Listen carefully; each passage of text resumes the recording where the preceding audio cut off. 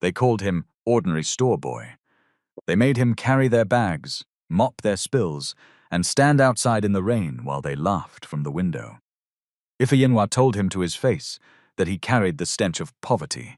Chiamaka smiled at him only when senior staff were watching. But on the 90th day, when this same boy in the faded grey uniform walked into the boardroom in a tailored suit and the entire company rose to its feet, the two women who had spent 3 months humiliating him could not lift their eyes from the floor, because the store boy they treated like dirt was Chidubem Okonkwo, the only son of Chief Mrs. Adaeze Okonkwo, and the man who owned the very building they were standing in. Only one person had been kind to him when she believed he was nobody. Only one. And what Madame Adaeze did next, that woman never saw coming. If a story about respect, karma, and a love that did not need money moves you, please like this video, subscribe to the channel, and comment below where in the world you are watching from. Now sit back and let me tell you everything. Chief Mrs. Adaeze Okonkwo was not the kind of woman you forgot. She entered her office on the 11th floor every morning at exactly 7:42, and by 7:45, the whole floor had straightened its back. Some people lowered their voices. Some people who had been laughing suddenly found a reason to be serious. She did not ask for this. She had simply lived long enough, and lost enough, that the air around her had learned to behave. She built Greenmark Distribution from one rented warehouse in Aba 26 years ago, with money she borrowed against her wedding jewelry. Her husband, Chief Emmanuel, had believed in it more than he believed in his own health. He used to say, "Ada, a company is not the building. It is how the smallest man inside it is treated." She thought he was being sentimental back then. She did not understand yet that he was leaving her a map. He died on a Tuesday 11 years ago of a heart that simply stopped. Their son Chidubem was 14. People came to the funeral and held her hand and told her, with their eyes more than their mouths, that the company would not last 2 years without a man at the head. She heard them.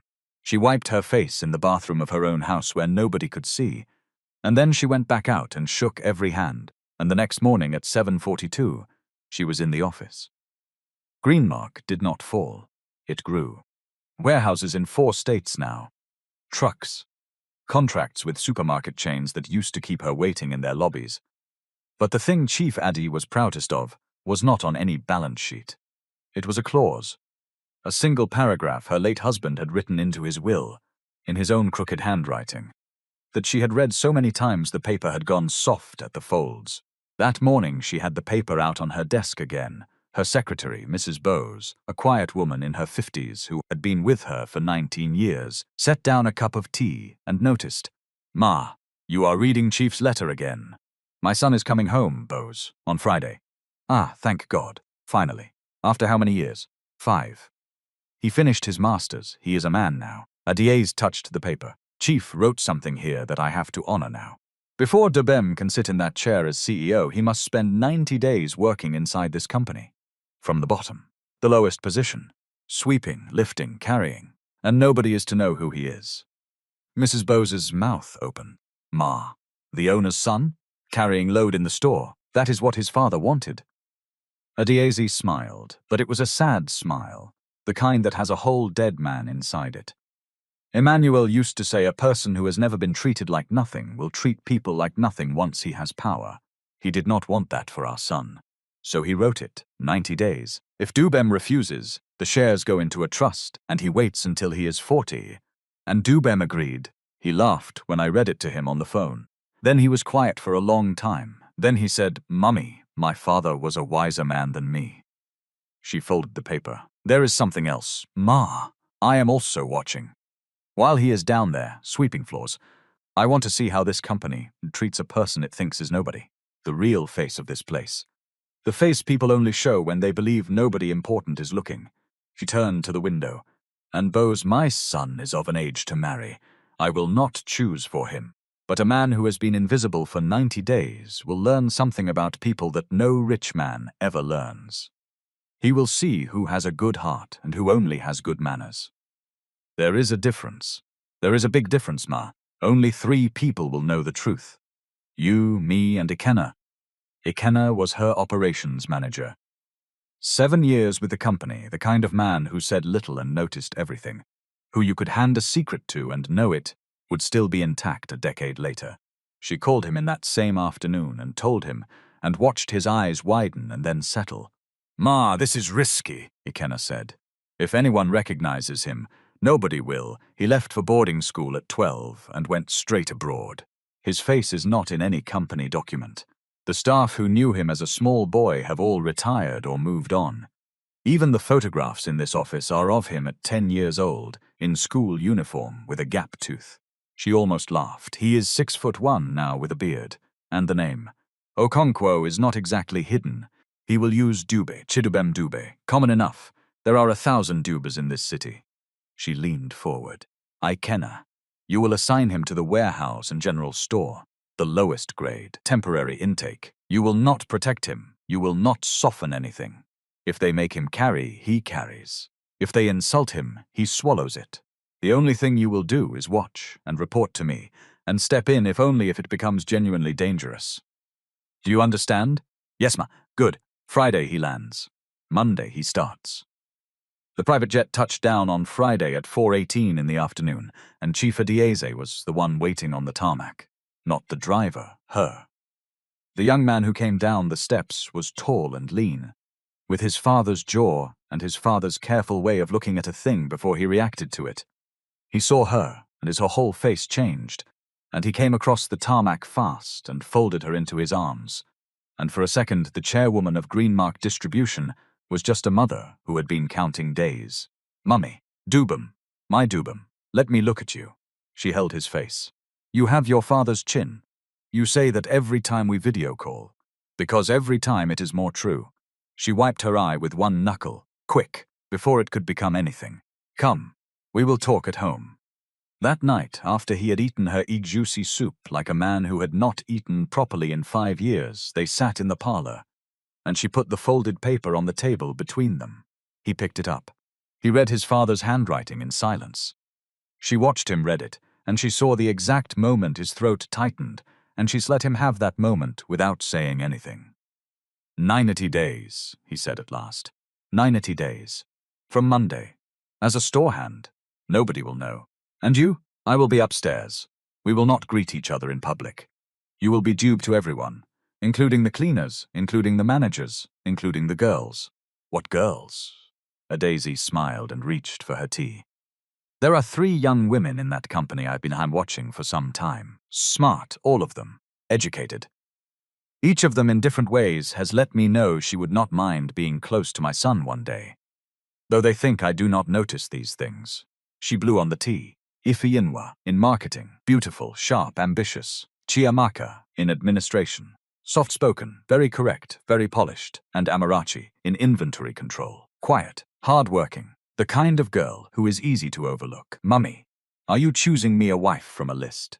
No, she said it sharply.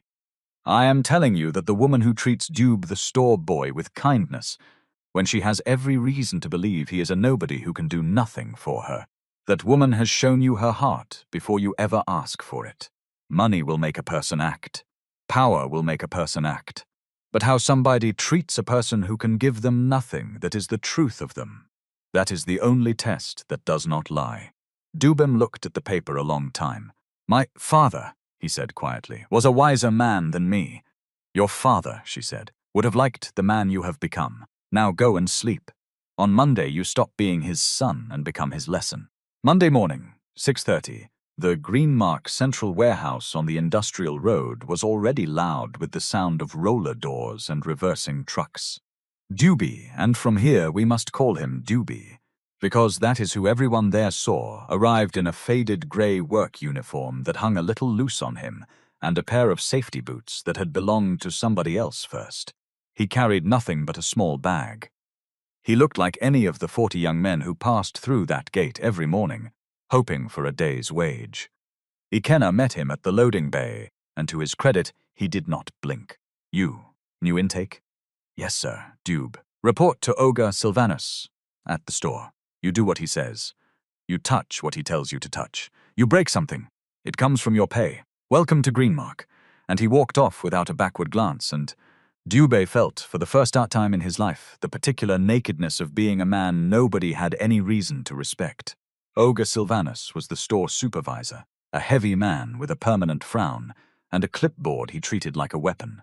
He looked Dube up and down the way you look at a goat at the market. "You have done store work before?" "A little, sir, a little." Sylvanus snorted. "Everybody has done a little. Then they break my crates and steal my wage. You see those?" He pointed at a wall of cartons, 12 feet high, stacked badly. "By 12 o'clock I want them counted, sorted by batch number, and restacked. If one number is wrong, you start again. This is not your father's house. Move." Dube moved. The first morning broke something in his hands and rebuilt it. He had played squash at university. He had carried his own luggage through 6 airports. He had never, not once, lifted 40 cartons for 4 hours straight, while a man with a clipboard told him he was slow. By 10:30, his palms had 2 blisters and a tear. By noon, his shirt was a second skin. He counted 411 cartons. He sorted them by a batch numbering system nobody had explained to him, that he had to reverse engineer from the labels while Sylvanus watched and said nothing helpful. He got it all right. Sylvanus checked, found nothing to punish, and looked almost disappointed.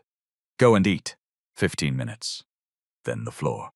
The staff canteen was a long room with plastic tables and the smell of rice and stockfish. Dube sat at the end of a bench, alone, in his sweat-soaked grey uniform, and ate quickly because 15 minutes is 15 minutes. That was where Versus 4 saw the office staff come down from the upper floors for their lunch, in their nice clothes, smelling of perfume and air conditioning. And that was where he first saw the 3 women his mother had named. He did not know it was them, not yet. He only saw a beautiful woman in a fitted green dress walk past his end of the bench, see a wet patch on the floor where someone had spilled water, and stop. "Who is supposed to clean this?" she said, to nobody, to the room. Her voice carried. "Is there no store boy? Somebody call a store boy before I ruin my shoes." A girl at the next table said, "Auntie Ifeyinwa, the cleaner has gone for break." "Then what are we paying them for?" Ifeyinwa stepped around the water with the disgust of a woman avoiding a corpse, and her eyes passed over Dube in his grey uniform and registered absolutely nothing. He was furniture. He was part of the wet floor. She walked on, so that is Ifeyinwa, Dube thought, and went back to his rice. The second woman he noticed because she was kind in a way that made the hair on his neck stand up, though he could not yet say why. Kiamaka. She came in soft-footed and gentle, and when an older cleaner came in carrying a heavy tray, Kiamaka rushed to help her loudly, sweetly. "Ah, Mama, let me. You should not be carrying this." And 3 senior managers at the corner table looked up and smiled at her, and the moment they looked back down at their food, Kiamaka set the tray on the table a little too hard, and the warmth left her face like a light switched off, and she said to the old woman, "Lo, next time don't bring it through the middle. You are blocking people," and walked off to sit with the managers. Dube watched the whole thing over the rim of his cup. He filed it away. He was his father's son. He looked at a thing before he reacted to it. The third woman he did not notice at all that first day, which he would understand much later was the entire point of her. Now the days began to stack up like Sylvanus's cartons, one heavy thing on top of another. Dube swept the warehouse floors. He carried stock. He pushed trolleys with a wheel that screamed.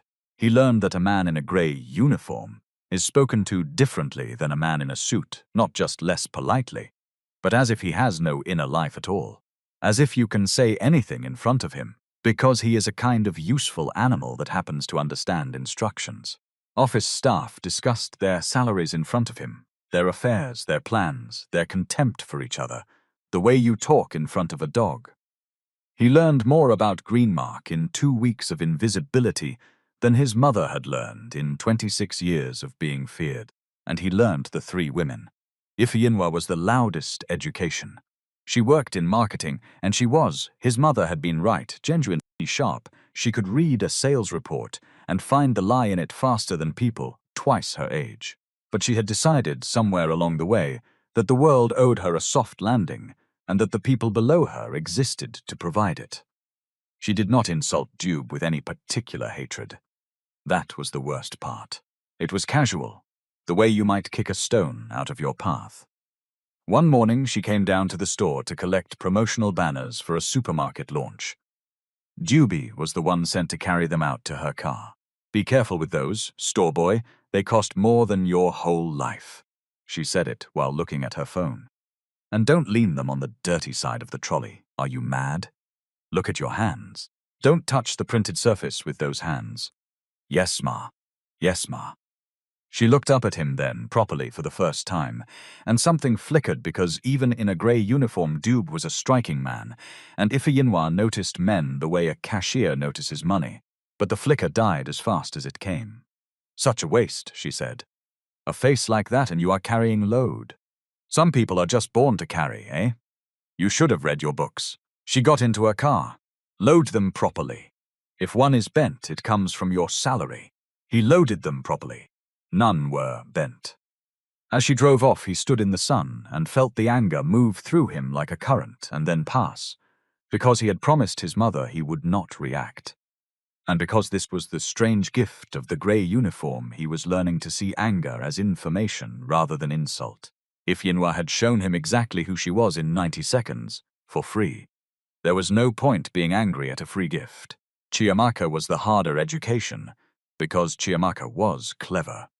She figured out, faster than anyone, that being kind to the lowest staff in front of senior managers was a strategy with a high rate of return. So she performed it constantly. She would greet the cleaners by name when a director was passing. She would carry an old woman's bucket for exactly as long as it took to be seen, then set it down.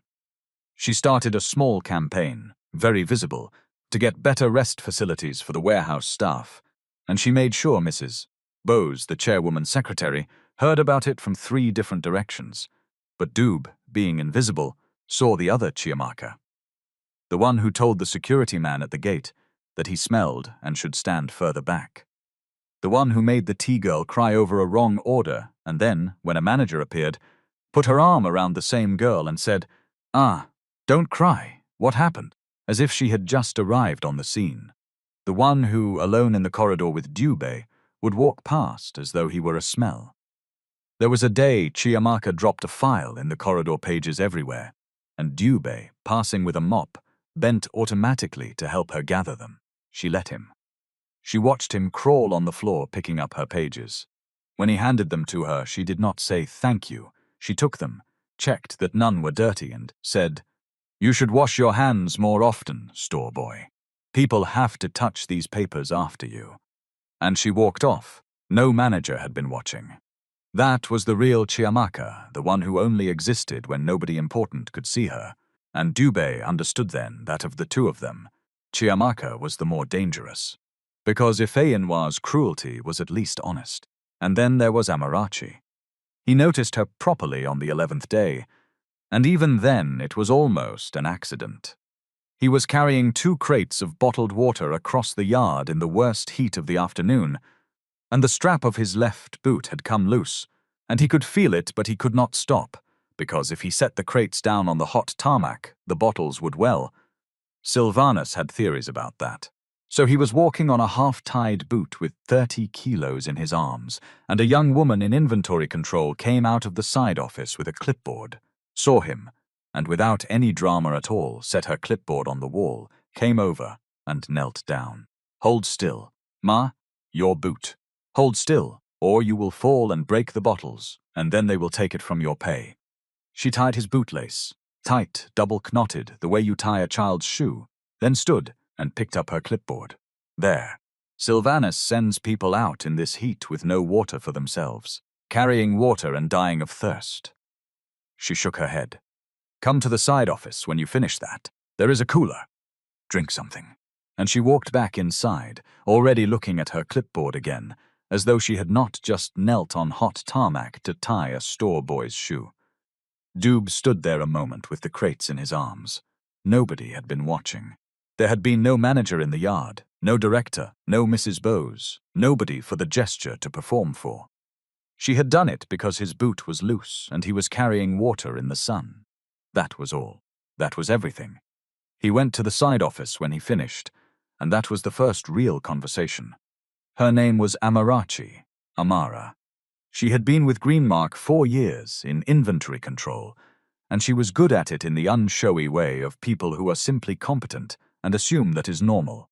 She poured him water from the cooler into a paper cup and one for herself, and she did not ask him anything probing, did not try to figure out his story, did not perform sympathy. She just talked to him like a person. You are new. 2 weeks. Sylvanus is a tyrant, but he is fair. If your numbers are right, he cannot touch you. Keep your numbers right and write down everything he tells you, with the date, because he forgets what he said and then blames you. She sipped her water. You count well. I checked the batch sheet you did Monday.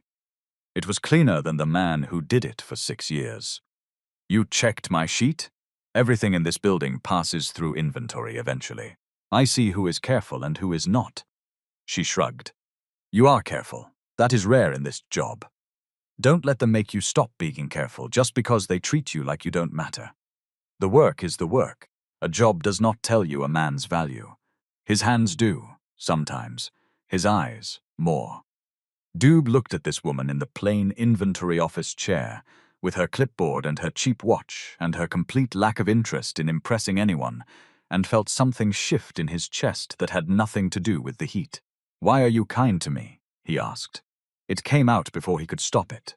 Amara looked at him as if he had asked something genuinely strange. Why would I not be? You are a person. You carry water in the sun for a wage smaller than mine.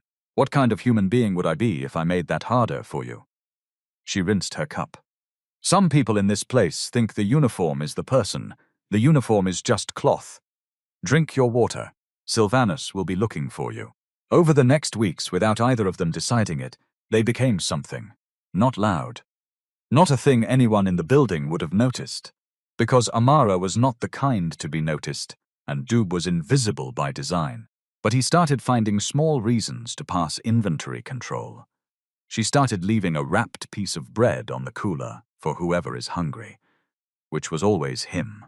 Once she found him eating nothing at lunch because he had given his food to a younger boy whose mother was sick, and she said nothing.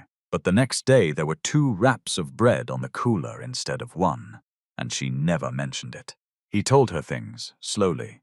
Not the truth, he could not, but real things underneath the lie. That his father had died when he was 14. That his father used to say a company is how the smallest man inside it is treated. He watched her face when he said that, and she nodded slowly and said, Your father and I would have agreed about most things. And he had to look away. She told him things too. That she had grown up with very little. That her own mother had cleaned offices like the ones upstairs. That she knew exactly what it felt like to be the invisible person at the edge of the room, and that this was why she would rather lose her job than become one of the people who looked through the help. I have been the help, she said. You don't forget. Or you shouldn't. One evening, late, when the warehouse had emptied and Doob was mopping the loading bay alone, Amara came down to find a misplaced inventory file and found him instead. She helped him stack the last of the chairs. The big roller door was half open, and the night air was coming in cool off the industrial road. And for a while neither of them said anything, and the silence was not uncomfortable. Can I tell you something? Doob said, and you will not laugh. I might laugh. Tell me anyway.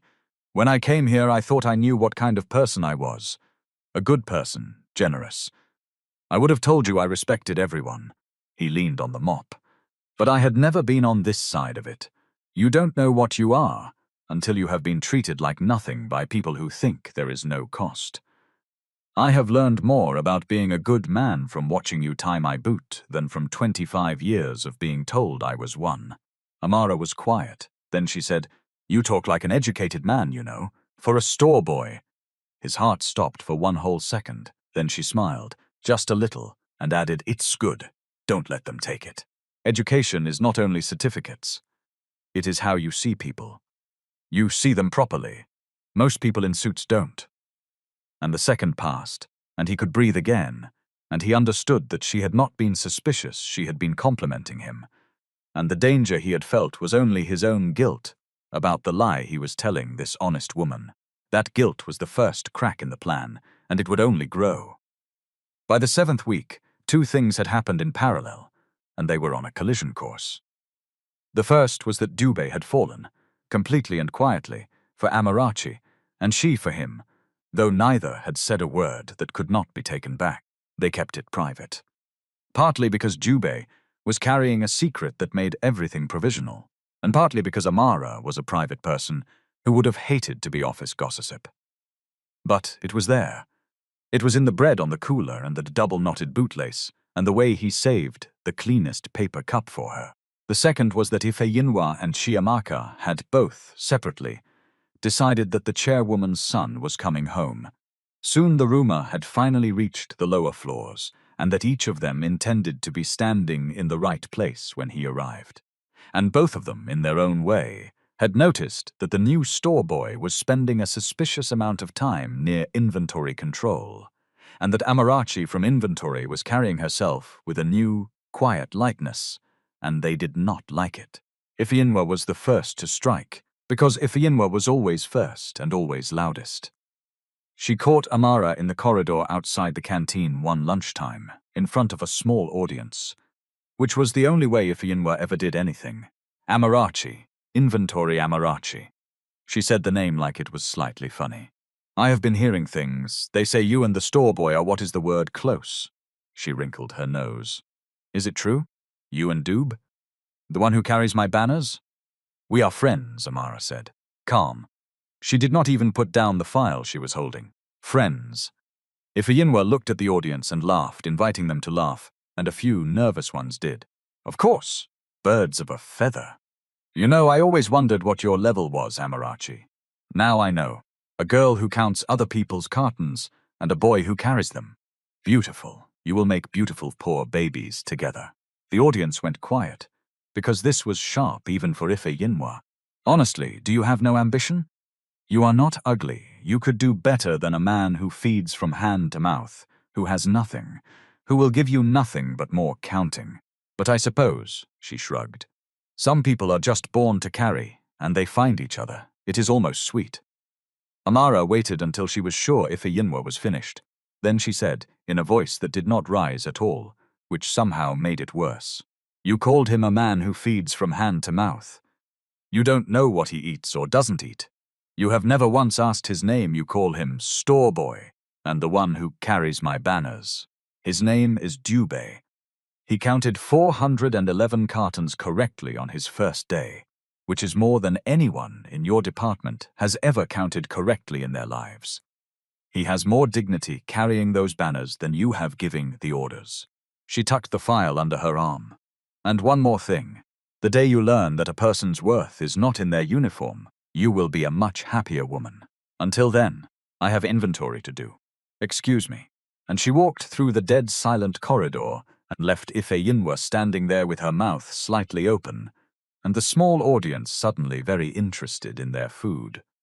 Dube heard about it within the hour. Bad news travels fastest of all in a warehouse, and when he next saw Amara, he did not know how to thank her for defending a man. She did not know she was defending so completely. You shouldn't have, he said. You'll make an enemy. I already had an enemy. I just stopped pretending I didn't. She handed him a wrap of bread. Eat.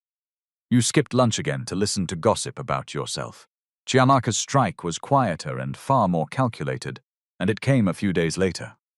Chiamaka had decided that Amara was a problem to be removed, but she would never have done anything as crude as Ifeyinwa's public attack.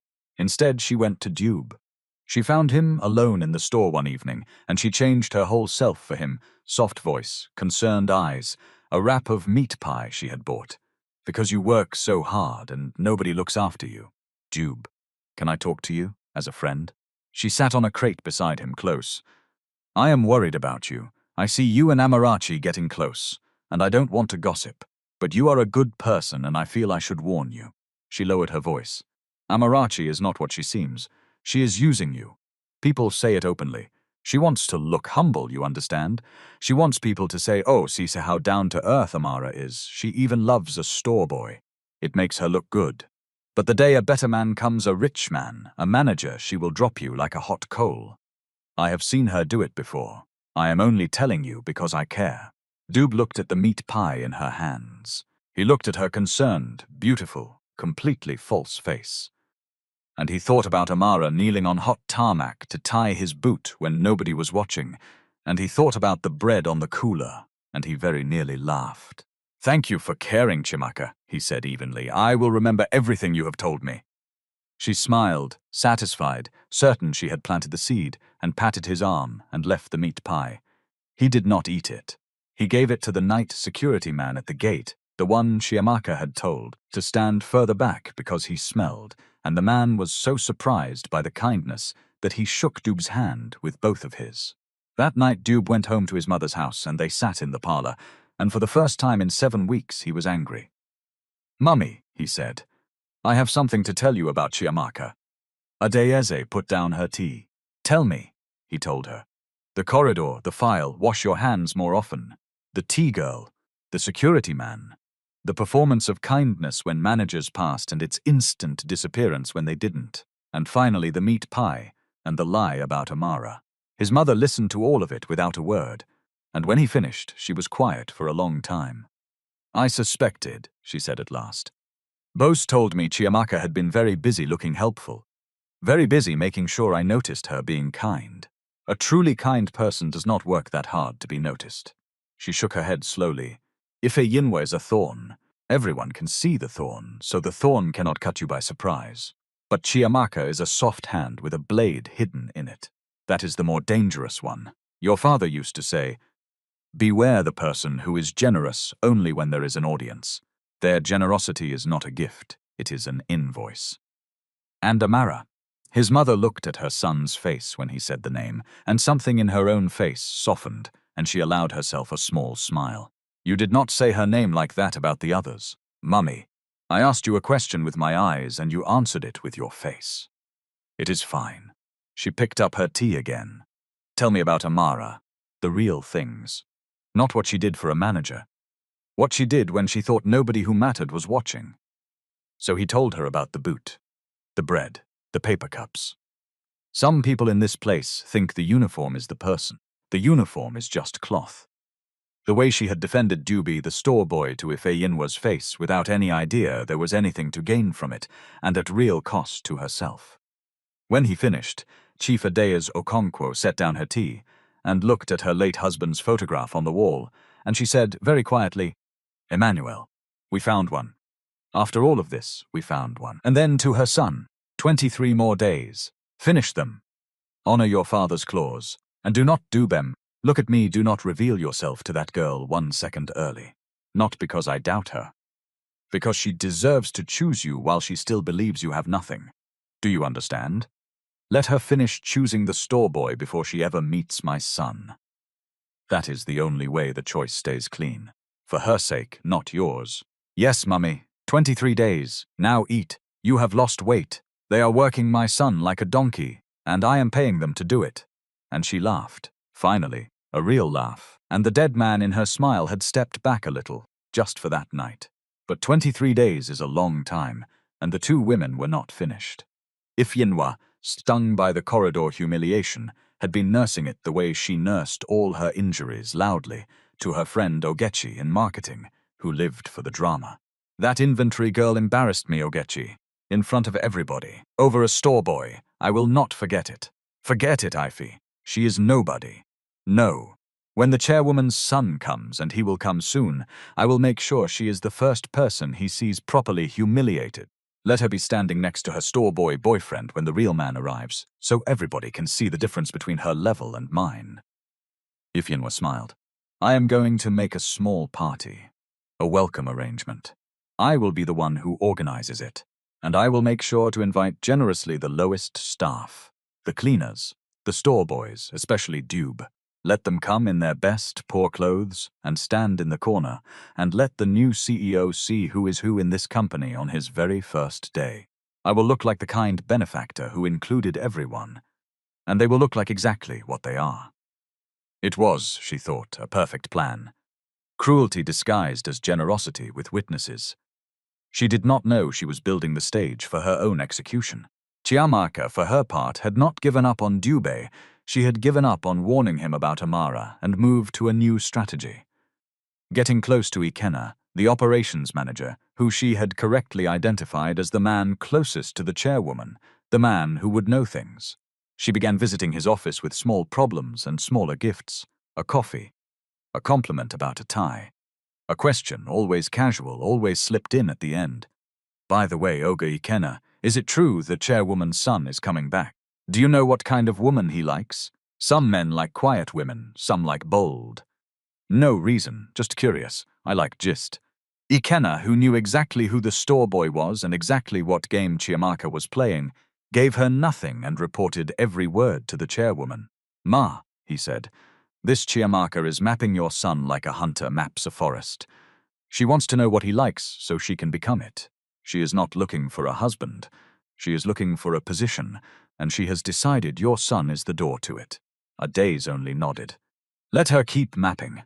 The forest she thinks she is hunting is already watching her. The 88th day. 2 days before the 90 would be complete, and Doob could finally stop carrying cartons and start deezing himself. Ifeanwa's welcome party happened, and it happened in the worst possible way for everyone except the people who deserved it. It was held in the large staff hall. On the ground floor, Ifeanwa had pushed the whole thing through, under the banner of staff morale before the new leadership arrives, and management, sensing it cost them nothing, had let her.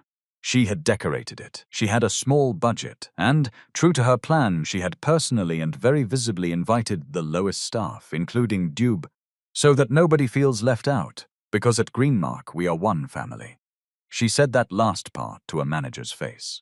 Dube, when the invitation reached him, understood the cruelty in it precisely, and he understood something else. His mother had told him this morning that she would be attending the staff hall today, with a special announcement about the company's future. He understood that the 90 days were about to collapse into one afternoon. He almost did not go. Then he thought, no, let it happen where she built it. The hall filled up. Office staff in their finest, sitting at the good tables near the front. The lower staff cleaners, store hands, security clustered awkwardly near the back wall, exactly where Ifeanwa had wanted them, in their best clothes that were still poor clothes, looking like a stain on her nice party. Dube stood among them in a clean but worn shirt, his hands rough, a store boy in a corner. Amara was there too, not at the front with the office staff, where her grade technically allowed, but at the back, with the cleaners and the store hands, by choice, standing beside Dube. She had seen where Ifeanwa put the low staff, and she had walked to the back on purpose. Ifenwa saw her do it and smiled like a cat. Chiamaka was near the front, in something soft and tasteful, positioned with great care for the entrance she expected. Ifenwa was at the center, glowing, the architect of the whole event, scanning the doors for the arrival of the new CEO she had built this entire stage to humiliate 2 people in front of. At 2:47 in the afternoon, the doors opened, and Chief Mrs. Adaeze Okonkwo walked in, with Ikenna at her side and Mrs. Bowes just behind. The hall stood. The chairwoman did not often come to the ground floor. Sit, sit, Adaze said warmly. Thank you. I won't keep you long from Ifeanwa's lovely party. A ripple of approval. Ifeanwa preened. I came because I have an announcement that affects every single person in this hall, from the directors at the front to the store hands at the back. Her eyes moved across the hall, slowly, and they passed over the back wall, over Amara, over her son, and gave nothing away. As you all know, I will soon be stepping back from the daily running of Greenmark. My son has completed his studies and has come home. He will take his place as CEO of this company. The hall buzzed. Chiamaka straightened. Ifeanwa's eyes shot to the main doors, waiting for the handsome stranger to walk through them. But before I introduce him, Adaze went on, I want to tell you something his father wrote 11 years ago before he died. My late husband, Chief Emmanuel, put a clause in his will. He wrote that before our son could lead this company, he must first spend 90 days working inside it at the very lowest level, doing the hardest, least respected work, with no one knowing who he was. My husband believed that a man who has never been treated like nothing will treat people like nothing the moment he has power.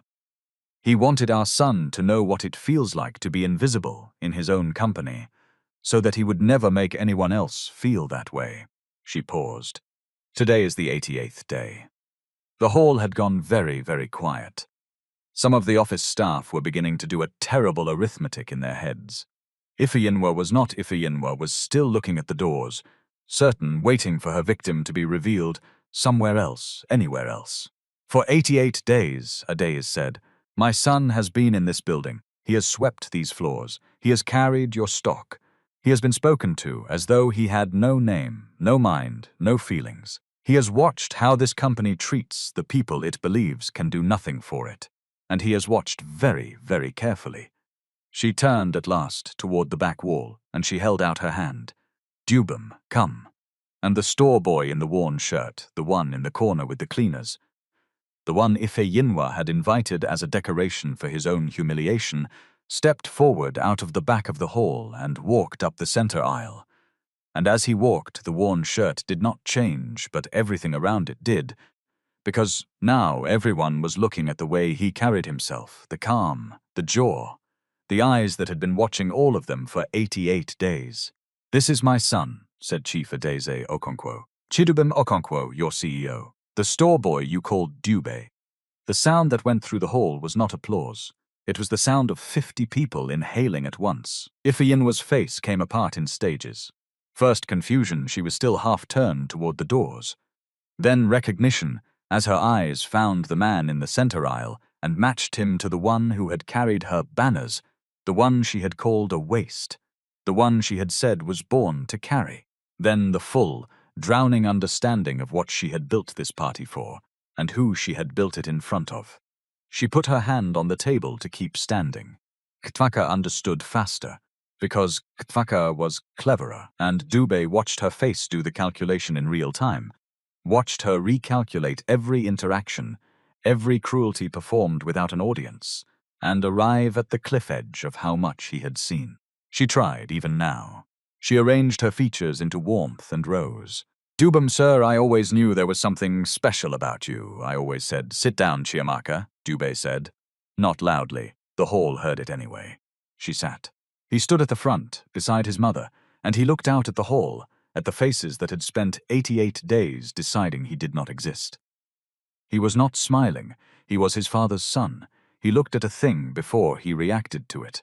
I am not going to humiliate anyone today, he said, and the relief in the hall was visible. And then he continued, because what I saw does not need my help to humiliate anyone. It humiliates itself. He let that land. I want to talk about what I learned, because my father was right, and I owe you all the truth of it. For 88 days I was Dube, and in 88 days I learned that there are two companies inside Greenmark. There is the company you show to the chairwoman, and there is the company you show to the store boy. They are not the same company. In one of them, everyone is respectful and everyone is family. In the other one, he looked briefly at Ifeyinwa, and then at Chiamaka. A man is furniture. You discuss your salaries over his head. You spill water and call for someone born to clean it. You tell the security man at the gate that he smells.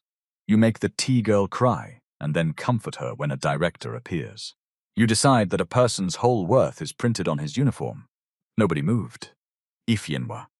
She flinched at her name. You called me a waste. You said some people are just born to carry. You organized this entire party so that you could stand low staff in the corner and show the new CEO who was who. You were right that there is a difference between people. You were just catastrophically wrong about where the line is. You spent 88 days showing me exactly who you are. For free. I did not have to investigate you. You volunteered. Ifeyinwa was crying now, the silent, furious, terrified crying of someone watching a future evaporate. Sir, please, I didn't know. That, said Dube, is the entire problem. You only behave like a human being when you know the person in front of you can hurt you. That is not character. That is calculation. Character is how you treat the man who you are certain can do nothing for you. He turned. Chiamaka. Chiamaka did not beg. She was too clever to beg, and too clever to think begging would work. She simply looked at him with a steadiness that was, in its own cold way, almost admirable. You were never cruel where it could be seen, Dube said. You were kind for cameras.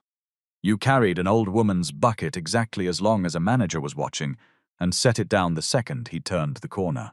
You told me Amarachi was using me, that she only loved a store boy to look humble you, who only loved store boys when directors were looking.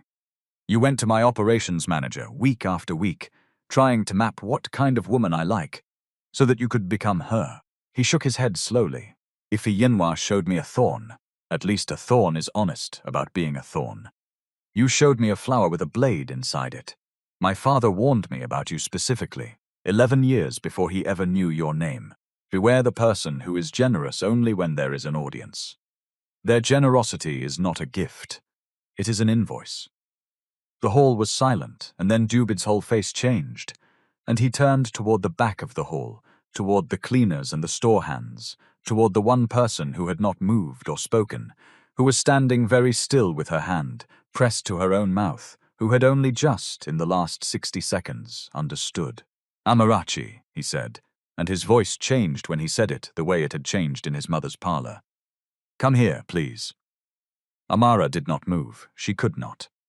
The man she had tied a bootlace for, the man she had defended to Yinhua's face at real cost, the man she had fallen for, precisely because he had nothing, was the owner of the building she was standing in. She felt, in that moment, not joy but a kind of vertigo, the floor tilting. Because if he was the CEO, then everything she had said to him about uniforms and worth and being the help had been said to the richest man in the room. And she did not know whether she had been a fool. Amara, he said again, gentler. Please. She walked up the aisle. The whole hall watched the inventory girl who had stood at the back by choice walk to the front. If Yinhua watched her with pure hatred, Kiyamaka watched her with something closer to despair. You tied my boot, Dube said when she reached him, and he said it quietly, just for her, though the silent hall heard every word. On hot tarmac. When nobody was watching, there was no manager in that yard, Amara. There was no one to perform for. You knelt down on the ground in the sun, and you tied a store boy's shoe, because it was loose and he was carrying water, and you are the kind of person who cannot watch that and do nothing. You left bread on the cooler, for whoever is hungry, and it was always me, and you never once made me feel like a beggar for eating it. You defended me to Yinhua's face when you thought I was nothing at a cost to yourself, for no reward, because you thought it was simply true. You told me a job does not tell you a man's value. His voice was not quite steady now. You said the uniform is just cloth. You were talking to the man who owns the company, and you have never once, not for 1 second, treated me as anything less than a human being. Amara's eyes were full. I didn't know, she whispered. If I had known, if you had known, it would have meant nothing. He took her hand, there in front of all of them, the way he had not taken anyone's hand in 88 days. Don't you understand? That is the whole point. That is the only thing in the world that means anything. You chose the store boy. You chose him when there was nothing to gain and a price to pay. There is no money on earth that can buy what you just proved, because the moment money is involved, the proof is gone forever. He looked at his mother, who was openly weeping now and not bothering to hide it. My father wrote a clause to teach me what it feels like to be invisible. He could not have known it would also show me the one person who refused to let me be invisible. But I think he would have known. I think that was the whole point. Chief Adeze Okonkwo stepped forward, and she took Amara's other hand, this girl who had cleaned offices in her childhood the way Adeze's own mother once had, and she said, so the whole hall could hear, my daughter, you did not know there was a test. You passed it anyway. That is the only kind of passing that counts. And the hall finally did applaud the cleaners and the store hands and the security men first, loudest, on their feet, and then, more slowly, shamefully, the rest. The aftermath, because there is always an aftermath, and karma is not a single moment, but a long settling. If Yinhua did not last the week. She submitted her resignation the next morning before she could be called in, because she could not bear to walk the corridors as the woman who had thrown a humiliation party for the CEO. But Dube did not simply let her vanish. He called her in first. He did not shout. You are talented, Yinhua. You can read a sales report better than anyone in your department. That is real, and it is yours, and no one can take it from you. But talent is not character, And this company is going to start treating the difference as if it matters, because it does. He slid a paper across the desk. I am accepting your resignation. But I have also arranged for you to be referred to a workplace conduct program, a real one, not a punishment. A genuine course on dignity and respect in the workplace, run by people who know the law and know the cost of getting it wrong. Whether you take it is your business. I hope you do. Because the next company will not have a clause in a dead man's will to protect the people you look down on. It will just have the law. And the law is less forgiving than I am being right now. She took the paper. She did not say thank you, but she did not sneer either, and at the door she stopped, and without turning around she said, very quietly, his name was Dubé. I never asked. I'm sorry. And she left. It was the most honest thing she had said in 88 days, and Dube chose to believe it was a beginning. Chiamaka was harder, because Chiamaka was not sorry, only caught. She did not resign. She stayed, smiling her soft smile, and for a while she tried to rebuild her position through Ikenna and Mrs. Bose. But the thing about a mask, once it has slipped in front of the whole company, is that everyone has now seen the face behind it, and they cannot unsee it. The cleaners no longer believed her kindness. The managers she had performed for now knew the performance. Her soft voice, which had opened so many doors, now made people check their pockets. Dube did not fire her. He did something quieter and more exact. He removed her from every role that depended on trust, and he made the company's new conduct standards apply to her with particular attention. And he let her discover, day by day, that a flower with a blade inside it is worth nothing once everyone knows about the blade. She lasted 4 months. Then she left for another company, where perhaps she started again, and perhaps did better, because some people only learn when the audience is finally, permanently gone. And the company itself changed, which was the part that mattered most, because a single humiliation in a staff hall fixes nothing if the building goes back to sleep the next day. Dube Chidubem Okonkwo, CEO, kept the grey uniform. He hung it in his office, where everyone could see it. He raised the wages of the lowest grade staff first before any management bonus, and he said so publicly. He built the rest area for the warehouse staff that Chiamaka had only pretended to want, and he named it after no one, because the point is not who is generous. The point is that you should not need anyone's generosity to be treated like a human being. He wrote a real conduct policy with help from people who actually understood employment law, and he made one rule the spine of the whole thing. How this company treats its lowest paid worker matters exactly as much as how it treats its highest paid director, and anyone who forgets that will find out that it matters. Because there will be consequences, and the consequences will be real. He told the whole staff in his first all-hands meeting as CEO, standing beside the hung-up grey uniform. No one in this building is invisible. If the store hand does not stack the crate, your supermarket shelf is empty. If the cleaner does not clean, your office smells, and your client notices, and your contract suffers. If the security man does not stand at that gate, none of us sleeps safely. There is no small job. There is only small thinking about jobs. We are done with small thinking here. And Amarachi. She did not become proud, which was the thing his mother watched for most carefully, and the thing his mother need not have worried about at all. She did not move to the front tables in the canteen. She kept counting cartons brilliantly until Dube over her objections, because she did not want anyone to say she had been carried, eventually moved her into a real management role in operations that she earned on the cleanest numbers in the company's history. And even then, the first thing she did with the position was fix the water situation in the yard, so that no store boy would ever again carry water through the heat with nothing to drink himself. He took her to meet his mother properly, not as the chairwoman, but as Mama.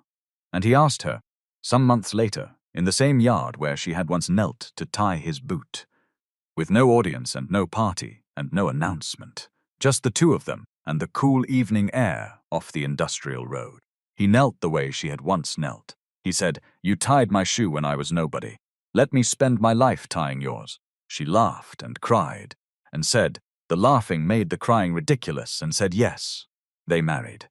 It was not a small wedding, because Chief Adeze Okonkwo had waited 11 years and was not going to be quiet about it.